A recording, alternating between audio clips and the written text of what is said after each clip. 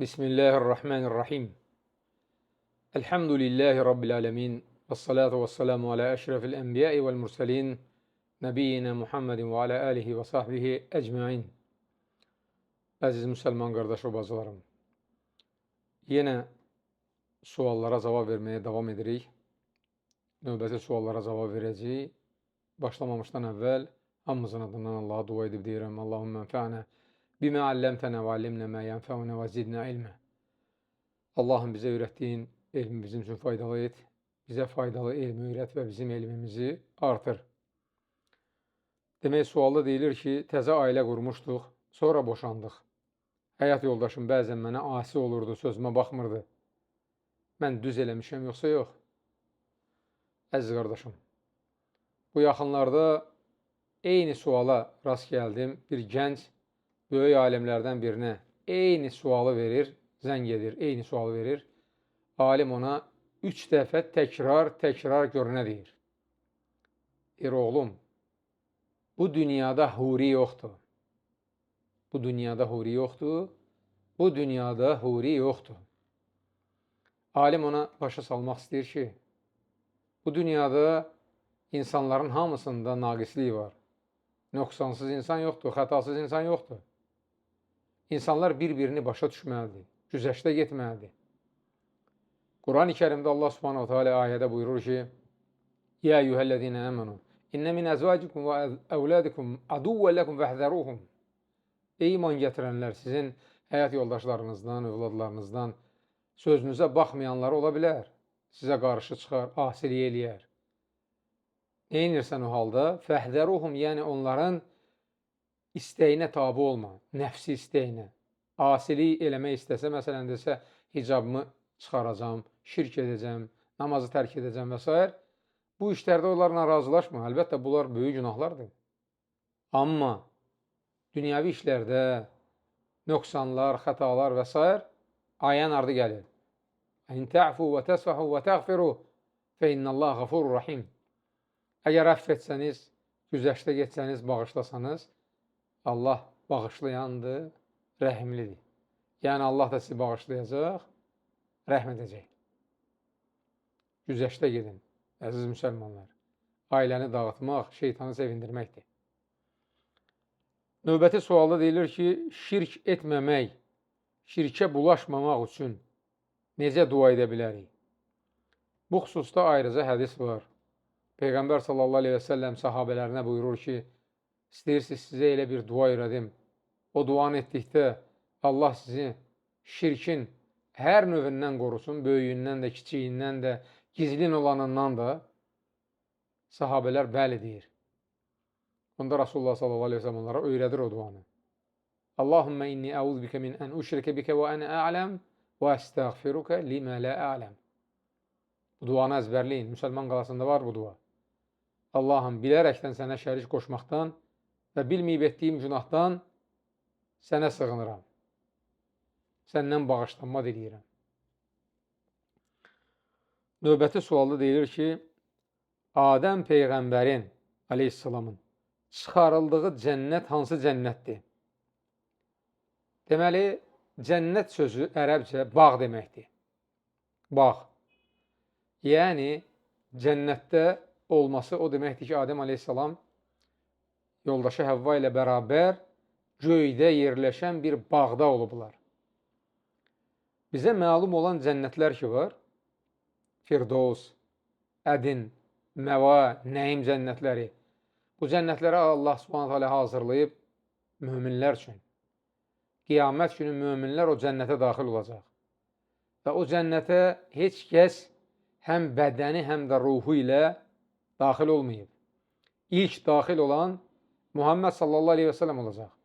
Peyğəmbər sallallahu aleyhi və səlləm deyir ki, cənnətin qapısına gələcəm, qapını döyəcəm qiyamət günü. Soruşacaqlar ki, kimdir deyəcəm, Muhammed deyəcəklər ki, bizə əmr edilib ki, səndən əvvəl heç kəs üçün bu qapını açmayaq. Diqqət edin, cənnətə yalnız qiyamət günü birinci Peyğəmbər sallallahu aleyhi və səlləm, ardınca da Peyğəmbərlər, möminlər, siddiqlər, şəhidlər daxil olacaq. Hal-hazırda cənnətdə ancaq ruhlar ola bilər. Məsələn, şəhidlərin ruhları. O ki, qaldı Adəm əleyhissalamın başqa, fərqli cənnətdə olmasına bu xüsusda İbn-i Qeym rahiməhullah geniş danışıb Miftəhu Dar-ı-Səadə kitabında. Deməli, əvvəlcə qeyd edir ki, o Peyğəmbər sallallahu aleyhi ve sellem hədisdə ki, deyir, ilk mən daxil olacam. Bu dəlildir ki, Adəm əleyhissalamın olduğu cənnət o cənnət deyil. İkinci dəlil nədir? Cənnətə kafirlər girməyəcək. İblis kafir olduğu halda cənnətə necə girib? Bu ikinci dəlil. Üçüncü dəlil isə cənnətdə heç kəsə heç bir nimət qadağan edilməyəcək. Necə ola bilər Adəm və Həvvaya Allah Subhanahu taala ağaca yaxınlaşmağa qadağan edir? İbn-i Qeym rahimehullah bu tutarlı dəlilləri əsas gətirərək bildirir ki, Adəm əleyhissalamın olduğu cənnət bizim bildiyimiz o 4 cənnətdən biri deyil. Fərqli bir bağdır. Növbəti sual. Əlixan müəllim, bir ateist kimi sizə sual verirəm. Məzhəblər düzdürsə, onda niyə bütün məzhəb imamları öldürülüb? Deməli, mən araşdırdığım, oxuduğum kitablarda belə şeyə rast gəlməmişəm. Məzhəb imamları Əbu Hənifə, Malik, Şafi, Əhməd ibn Həmbəl bunları rahiməhumullah qəsd edirsinizsə, bunları heç kəs öldürməyib. Bunlar hamısı öz əcəli ilə ölüb. Bu bir. İkinci məsələ, məzhəb doğrudur, səhvdir. Bu məsələ ayrıca bir bəhs tələb edir. Amma xülasə onu deyirəm ki, hər məzhəb haqq yolda olduğunu düşünür. Və məzhəb alimlərinin hamısı əqidə baxımından etiqadda demək olar ki, eyni olub. Deməli, hamısı bir yolda olub. Peyğəmbər sallallahu aleyhi ve sellemin yolunda. Fikri məsələlərdə ixtilaflı rəy ola bilər, sahabələrin də arasında olub. Məyər o ixtilaflı rəylər sahabələri bir-birinə düşmən eləyib, yoxsa onlar həmişə qardaş olublar? Fərqli-fərqli rəyləri olub sahabələrin müəyyən bir məsələdə. Bu, onların qardaşlığına, əqidəsinə təsir eləməyib. Əqidədə hamı bir olub. Məzhəblər də əqidədə birdirsə, fikri məsələlərdə müxtəlif rəyləri olsa da, hamısı qardaşdır, hamısı bir cəmaat sayılır. Niyə biz indiki dövrdə məzhəblərin bəzilərinin hamısını demirəm, bir-birinə düşmən olduğunu, bir-birinə pis baxdığını, bir-birinə salam vermədiyini, arxa çevirdiyini və s. görürük. Çünki əqidə məsələlərində yola getmirlər. Və tovhid elə bir şeydir ki, adına baxın tovhid, vəhdət. Tovhid müsəlmanları birləşdirir. Tovhidə xələl gələndə artıq o müsəlmanlar parçalanırlar. Tovhidi qorumaq lazımdır. Deməli, Peyğəmbər sallallahu aleyhi və səlləmin zamanında, onu mən dəfələrlə danışmışam, iki sahabə arasında ixtilaf düşür. Biri mühacirdir, biri ansar. Biri özünü o birindən üstün tutur. Və mübahisə o qədər qızışır ki, Peyğəmbər sallallahu aleyhi və səlləm çıxır, onlara hədəliyir, deyir ki, belə əgər bu dünyadan köçsəz, cəhənnəmli olacaqsınız. Bu nə deməkdir? Sənin fərqli fikrin ola bilər bir məsələdə, mənim də fərqli fikrim ola bilər. Bu fiqhdir, fiqhi məsələdir. Fiqhi məsələyə görə əgər qardaşlığa xələl gətirəcəksənsə, ədavət salacaqsansa, müsəlmanın müsəlman üzərində olan haqlarını ödəməyi insanlara qadağan edəcəksənsə, o zaman cəhənnəmli olacaqsan. Peyğəmbər sallallahu aleyhi ve sellem hədisdə buyurduğu kimi. Məsələn, mən desəm ki, mən Həmbəli məzhəbindəyəm, filankəs Şafii məzhəbindədir. Şafii məzhəbində olanlara salam verməyin. Asqırıb əlhəmdülillah desə, yarhamukallah deməyin. Cənazəsində iştirak etməyin. Xəstələnib ziyarət etməyin. Köməyə ehtiyacı var, kömək eləməyin. Bu, ədavətə gətirib çıxarır. Müsəlmanlar arasında parçalanmaya gətirib çıxarır. Bax, bunun qarşısını almaq lazımdır. Məzhəb fikirlərini qəbul edib hörmətlə yanaşmaq, lakin məzhəbdə təəssübkeş olmaq olmaz. Onda ədavət yaranır. Demək, növbəti sualda deyilir ki, mənim oğlum çox diqqətsiz uşaqdır, dərslərinə fikir vermir, biz onu şahmata qoymaq istəyirik, amma bizə deyirlər ki, şahmat oynamaq haramdır. Bu haqda nə deyə bilərsiniz? Əvvəla qeyd edim ki, şahmat oynamaq haram deyil. Şahmatın haramlığına dəlalət edən bir neçə rəvayət var, hamısı zəif rəvayətlərdir. Tutarlı, əsaslı, səhih bir rəvayətə rast gəlməmişəm. Bu bir. İkincisi, şahmat oynamaq həqiqi mənada beyni inkişaf elətdirir. Yəni, insan düşünür, fikirləşir, tədbir görür və s. Lakin burada bir məsələ var. Əgər şahmata aludə olsa, 6 saat, 7 saat, 10 saat ömrü şahmata gedəcək. İsraf olacaq. Allah da israf edənləri sevmir. Bu baxımdan alimlərin əksəriyyəti şahmat oynamağın, yəni ona aludə olmağın məhkruh olduğunu deyirlər. Ona aludə olmaq bəyənilən əməllərdən deyil. Növbəti sualda deyilir ki, kişi həyat yoldaşına xəyanət edib, zina edib, daha sonra tövbə edib, namaz qılmağa başlayıb, zövcəsi isə hələ də onu bağışlaya bilmir. Buna görə bu qadına günah sayılırmı? Bəli, sayılır. Buna görə ki, əgər kişi səmimi qəlbdən tövbə edibsə və Allah onun o tövbəsini qəbul edibsə, demək Allahın bağışladığı bir kimsəni o qadın bağışlamaq istəmirsə, o zaman artıq günah qazanmış olur. Peyğəmbər sallallahu aleyhi və səlləmin qatı düşməni olur Abu Cəhil və onun oğlu İkrimə. Peyğəmbər sallallahu aleyhi və səlləmə 21 il İkrimə düşmən olur. Düşmənçilik o dərəcədə böyüyür ki, Rasulullah sallallahu aleyhi və səlləm Məkkənin fəthi günü deyir ki, heç kəsə toxunmayın. Bir neçə adamdan başqa. 4 kişi və 2 qadın. Onları harada görsəz, öldürün. O dərəcədə bunlar qatı düşmən idi İslama. O 6 nəfərdən biri də İkrimə idi. İkrimə canını qutarır, qaçır. Gəmiyə minir, dənizin o tərəfinə keçir. Və dənizdə təlatüm, fırtına, gəmi az qala batsın. Gəmidə olan müşriklərin hamısı başlayır Allah'a yalvarmağa. Dəniz sakitləşir, gəmi sahilə gəlib çıxır. İkrimə düşünür ki, əgər Allah bizim duamızı qəbul edirsə, müşrik olsaq belə, duamızı qəbul edirsə, onda mən dua edim ki, Peyğəmbər Muhammed sallallahu aleyhi ve sellem məni bağışlasın. Mən onun yanına qaydanda məni bağışlasın. İxlasla dua edir.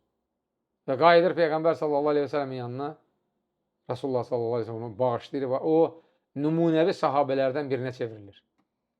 İkrimə İbni Əbi Cəhil radiyallahu anh. Onu bağışladı Peyğəmbər sallallahu aleyhi ve sellem o əməlinə görə. Bir dənə səhvi bağışlaya bilmirsiniz. Allah köməyiniz olsun. Növbəti sualda deyilir ki, mənim atam ölüb, qohumlarımdan isə müsəlman məhrəmim yoxdur, yaxından tanıdığım bir bacının zövcəsi mənim vəlim. Ola bilərmi? Anam razı deyil, anamın razılığı olmadan ailə qura bilərəmmi? O vəlilik edə bilərmi? Deməli, sualın cavabı belədir. Peyğəmbər sallallahu aleyhi ve sellem deyir ki, vəlisiz nikah batildir. Diqqət edin, vəlisiz nikah batildir. İndi baxarıq, o dediyiniz adam vəli olmağa haqqı çatırmı? Əlbəttə ki, yox. Vəli qan qohumlarından olmalıdır. Ata, əmi, baba, qardaş, oğul, bu cür kişi xeylaqları. Yoxdursa, ana səni böyüdüb, ananın halallığı olmalıdır, ananın xəbəri olmalıdır. Ana ilə məsləhətləşməlisən.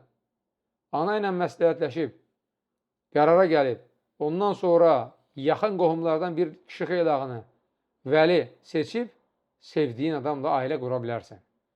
Amma xəbərsiz, razılıq almadan bunu eləmək, bu İslam dininə zidd olan əməllərdəndir. Növbəti sualda deyilir ki, namazda olarkən mürgüləmək namazı pozurmu? Xeyr, pozmur. Çünki sahabələr işa namazını çox vaxt gözləyərkən məsciddə oturulu halda mürgüləyərdilər. Sonra qalxıb dəstəmaz almadan namaz qılardılar Və Peyğəmbər sallallahu aleyhi ve sellem onlara heç bir irad tutmazdı. Oturulu halda mürgüləmək namazı yaxud dəst namazı pozmur. Növbəti sualda deyilir ki, elm öyrənənə və yaxud ərəb dili öyrənənlərə nə nəsiyyət görərdiniz? Birincisi, Allahdan qorxmağı. Çünki Peyğəmbər sallallahu aleyhi ve sellem nə qədər tövsiyələri var, Allahdan qorxunu sahabələrin yadına salardı. Hər gün ki, Allahdan qorxun, Allahdan. Çünki Allah qorxusu insanın imanını, təqvasını, elmini artırır. Allah Subhanahu Quran-ı Kərimdə deyir ki, Fəttəqullah və yuallimukumullah. Allahdan qorxun, Allah sizə öyrədəcək. Və Allah qorxusu olanda Allah səni sevir. Sevəndə sənə öz elmindən öyrədir. Peyğəmbər sallallahu aleyhi ve sellem deyir ki, mən yuridillə bi xeyran yufəqqihu fiddin. Allah kimi sevərsə ona bu dini öyrədər. Bu dini başa düşməyə ona müvəffəq edər. O ki, qaldı ərəb dili. Ərəb dilində istənilən kitabdan ancaq yaxşı olar ki, müəllimlə bir yerdə öyrənəsiniz. Özünüz ayrıca oxumayasınız. Dini kitablardan isə birinci təvhiddən başlamaq lazımdır. Təvhid kitabları və sadə yazılmış kitablardan. Birinci təvhidi öyrənəsiniz, təvhiddən sonra artıq namaz, sonra oruc, zəkat, həc dalbadal gəlir. Bunları yerinə yetirmək lazımdır. Növbəti sualda deyilir ki, arada zəkat məsələsini açıqlaya bilərsinizmi? Suala biraz düzəliş verək. Çox güman ki, sual verən adam balın zəkatını soruşur. Balın zəkatı barədə heç bir səhih hədis yoxdur. Yəni, bala zəkat düşmür. Bal nə qədər olur olsun.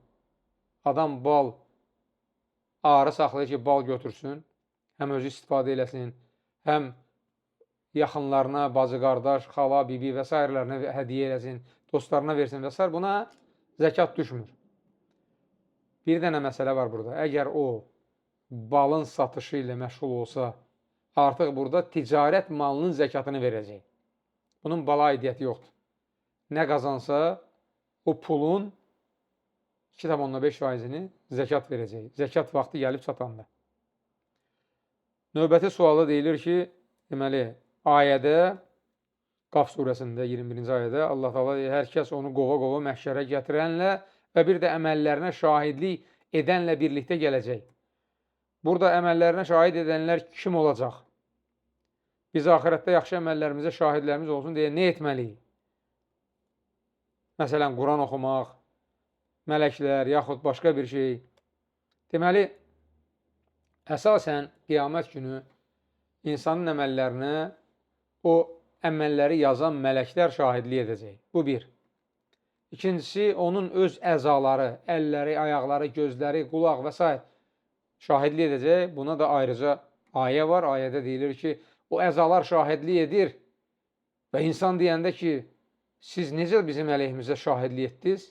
Necə danışdınız? Yəni, əza necə danışa bilər? Onda o əzalar cavabında deyir ki, hər şeyi danışdırmağa qadir olan Allah bizi danışdırdı.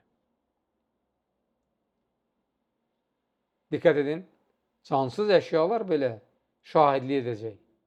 Zəlzələ surəsində Allah Subhanahu nə deyir? Yer öz əhvalatını danışacaq. Yəni, yerin üzərində nələr baş verib, deyəcək, filan kəs qətil törədi, filan kəs bunu eləyib, filan kəs bunu eləyib. Bütün bunlar hamısı şahidlik edəcək.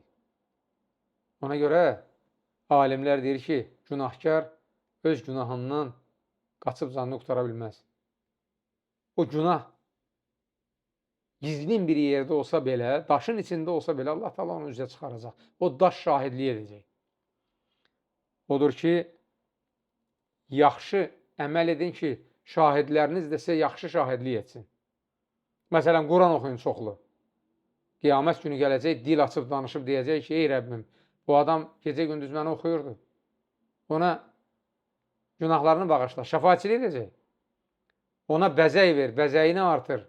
Onun dərəcəsini yüksəl və s.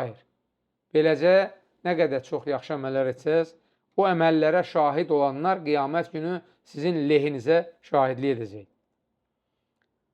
Sonraki sualda deyilir ki, ayağım dəstəmazlı Coraba məhz çəkmişəm. Yatarkən corabı çıxardıb yatanda səhərə qədər dəstəmazlı sayılırıqmı? Bilirsiniz, yuxu dəstəmazı pozur. Və insan yatanda artıq onun dəstəmazı pozulur. Corabla yatsaydı, mən deyərdim ki, qalxıb dəstəmaz alıb corabın üzərinə məhz çəkə bilər, çünki ayağı corabdadır. Dəstəmazlı halda corabı geyinib. Corabla yatmayıb, corabı çıxarıbsa, yatanda dəstəmaz pozulur və qalxıb dəstəmaz alanda mütləq ayaqları yumalıdır.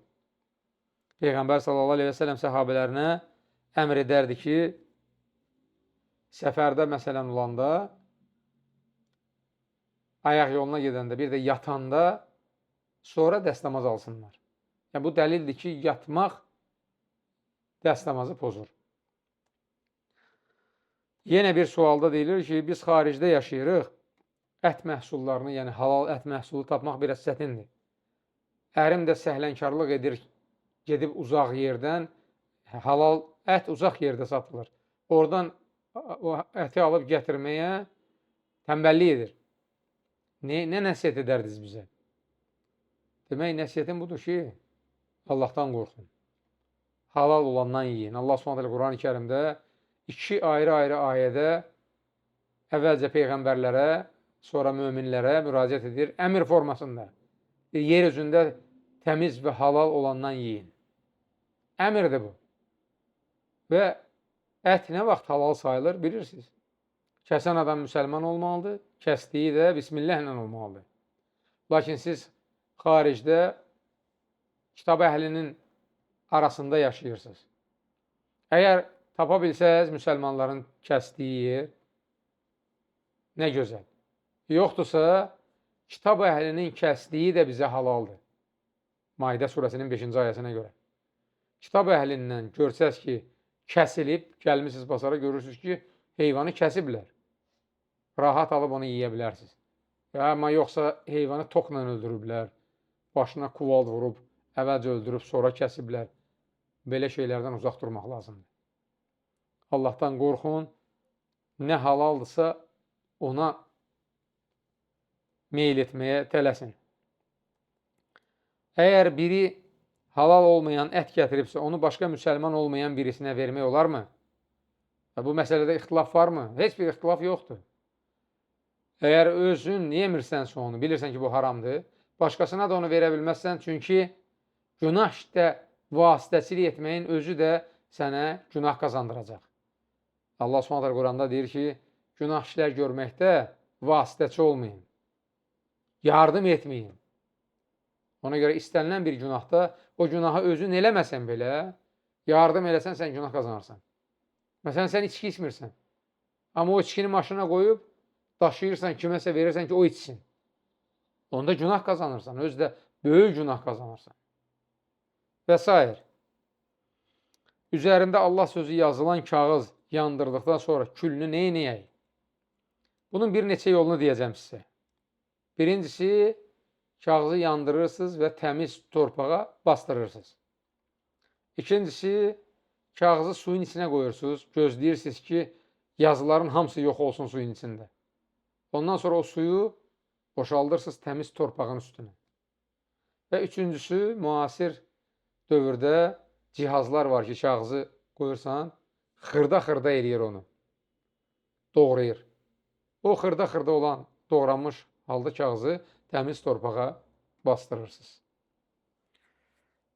Növbəti sualda deyilir ki, məzhəblər arasında hansı məzhəb haqq məzhəb sayılır? Bir qədər bundan əvvəl bu haqda mən danışdım ki, məzhəblərin hamısı haqq yoldadır. Əgər müəyyən ixtilaflar varsa, o demək deyil ki, bu məzhəblər batil yoldadır və cəhənnəmə gedəcək. Yox. Məzhəblər, əqidə, salamatdırsa, fikri məsələlərdə ixtilaf edibsə, hamısı qardaşdır. Birləşməlidirlər. Bir cəmaat olmalıdırlar. Necə ki, dəfələrlə danışmışam. Məkkəyə gəlirlər, namaza dururlar. Heç kəsdən soruşmur ki, sən hansı məzhəbdənsən?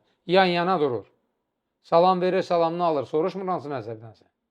Bir yerdə iftar eləyirlər. Soruşmurlar hansı məzhəbdənsən? Birinin orada ürəyə getsə, hamısı götürüb aparır, demir ki, hansı məzhəbdəndir. Mənim məzhəbimdən deyilsə, niyə kömək eləyim ona? Bax, məzhəblərin hamısı haqq yoldadır. Tovhid varsa, təbii ki. Fikri məsələdə ixtilaf varsa, ixtilaf eləyəndə, yəni səhv eləyən adam birinci sözü cavab verəcək, ikincisi də əgər alimdirsə səhv eləyən, o alim savab qazanır. Səhvinə görə belə savab qazanır. İndi əsas məsələyə gəlirəm. Neyniyə ki, ən yaxşılardan olaq, ən doğru yolda gedənlərdən olaq.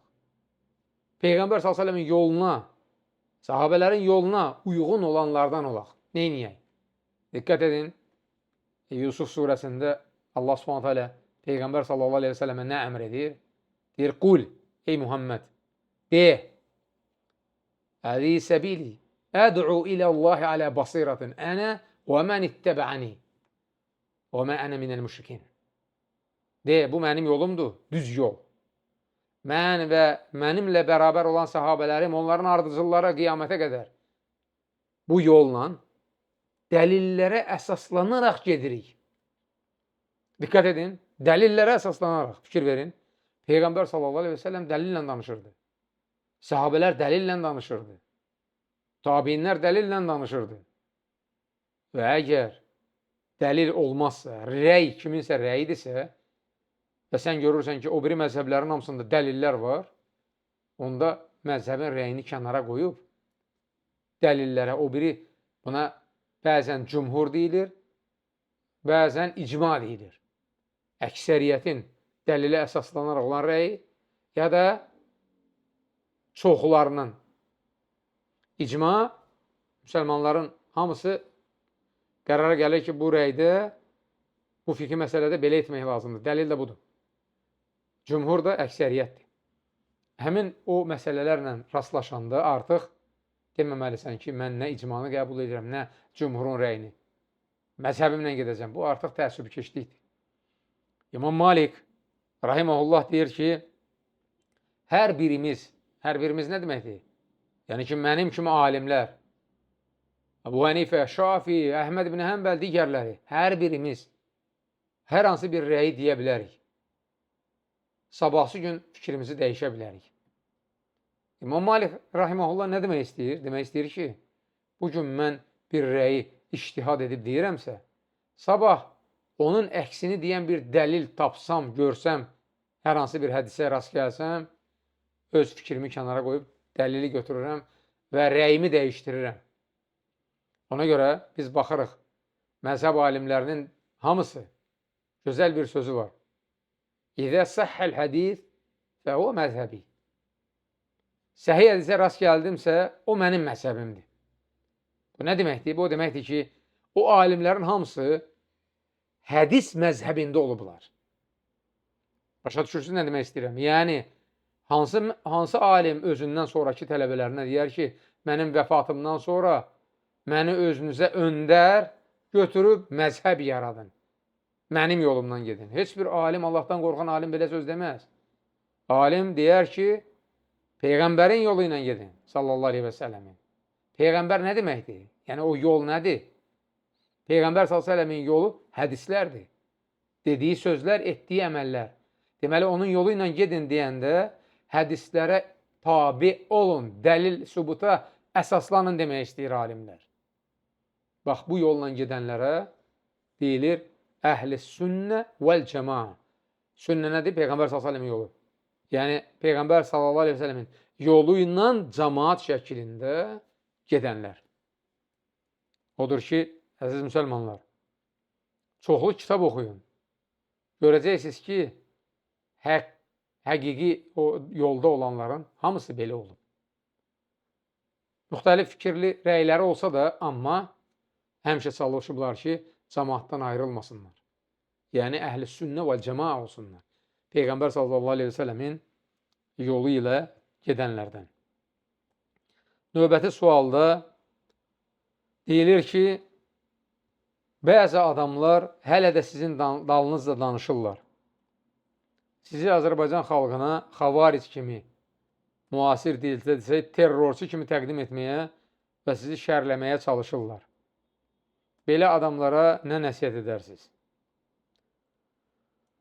Əziz müsəlmanlar, əvvəla onu qeyd edək ki, Peyğəmbər sallallahu aleyhi və səlləm səhabələri, onlardan sonra gələn möminlər necə yaşayıblar? Haqq yolda olublar və onlara daş atanlara fikir verməyiblər. Bu nifrət hər zaman olub olacaqdır. Biz nəyə fikir verməliyik? Allahı razı salmağa. Əsas Allahı razı salmaqdır. Deməli, o dövrdə xəlifə var idi, qazılar şurası var idi. Onlar eşidəndə ki, məsələn, filan kəs tutaq ki, xavarizdir. Dərhal onu çağırırdılar, haqq hesaba çəkirdilər, xavaric olduğu sübut olurdusa cəzalandırırdılar. İndi elə bir cəza verən məhkəmə yoxdur. Onda nə edirik? Kiminsə xavaric olduğunu sübut etmək üçün alimlərə müraciət edirik. Alimlərin qoyduğu qaydalar, gətirdiyi dəlillərə əsasən filan kəs xavaricdir. Buna əsasən deyirik, yaxşı, o hökmü verən öz nəfsinin istəyinə görə verməlidir, yoxsa dəlillərə əsaslanaraq, bax, əsas məsələ budur. Bizə xavaric deyənlərə deyəndə ki, dəlil qoy ortaya, dəlil qoya bilmir. Bax, ən qəribəsi də budur. Demək, 20 ildən çoxdur ki, mən eşidirəm xavaric, hizbi, bidətçi və s. Deyirsən ki, bir nəfər göstər ki, yanımda, mənim ətrafımda, məni çox istəyən, mənə qulaq asan, bir nəfər göstər ki, xavaricdir, bidətçidir. Göstərə bilmir, niyə bilirsiniz? Çünki mən hiss eləyəndə ki, yanımdakılardan kimsə dəyişib fikri, xavariclərə meyillidir, hizbiçilərə meyillidir, bidətə meyillidir və s. Çalışıram onu düzəldim, görəndə ki, o düzəlmir, ondan uzaqlaşıram. Odur ki, indiyə qədər tələb eləyəndə ki, sübut edin ki, yanımdakılardan kimsə xavaricdir, heç kəs bir sübut, dəlil gətirə bilmir. Ondan əlavə, sizə məsləhətim, nəsiyyətim nədir? Sizin yanınızda kimsə belə bir söz danışanda, deyilən, qardaş, arxayınsan ki, o xavaricdir, and iç, sonra deyilən ki, Allah yalan danışana lənət eləsin. Görək and içəcəkmi? Biz rahatlıqla and içə bilərik ki, vallahi, billahi, tallahi ki, nə xavaric fikri var bizdə, nə də başqa bir bidət fikri. İndiyə qədər də təbliğ etdiklərimiz göz qabağındadır. Nə deyiriksə, əsaslandırırıq. Quran ayəsi ilə, hədislə və böyük alimlərin rəyini gətiririk. Əgər bunlardan hər hansı bir xavaric bidət fikridirsə, deməli, o həmin alimlər də xavaric və bidətçidir. Bax, əsas bu incə məsələyə toxunun. Lənət məsələsi. Onda qarşınızdakı susacaq. Söhbətin əvvəlində dua etdiyim kimi, axırda da yenə dua edib deyirəm, Allahümmə ənfə'nə bimə alləmtənə və allimnə mə yənfəunə və zidnə ilmə. Subhanək Allahümmə və bihəmdik. Əşhədu ən la ilə illə ənd, əstəğfiruka və ətubu ileyk.